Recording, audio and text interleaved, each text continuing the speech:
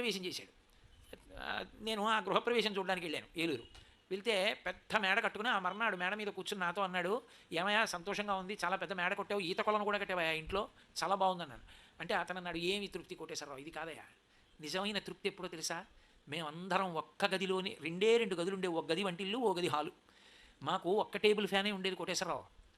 Table fan ఇలా పెట్టి నేను ఇలా తల, మా తమ్ముడు ఇలా తల, మా అక్క అలా తల, మా చెల్లి ఇలా తల పెట్టుకుని మేము పడుకుంటే ఈ టేబుల్ ఫ్యాన్ నుంచి వచ్చినటువంటి గాలి తగులుతుంటే నిద్రపోయే వరకు నేను, మా తమ్ముడు, మా అక్క, మా చెల్లి అలా మాట్లాడుకుంటూ అందులోనూ వంతులేసుకుని అటు పడుకున్న వాళ్ళు రేపు ఇటు ఫ్యాన్కి దగ్గరగా, ఇవాళ ఇటు పడుకున్న వాళ్ళు రేపు అటు, అలా పడుకుని నలుగురం తలలు తగులుతూ పడుకుని మాట్లాడుకుంటూ మేము పడుకున్న రోజుల్లో ఉన్న తృప్తి ఏమిటో ఈ మేడలో ఉందనుకుంటున్నావా, ఇందులో లేదయా అన్నాడు.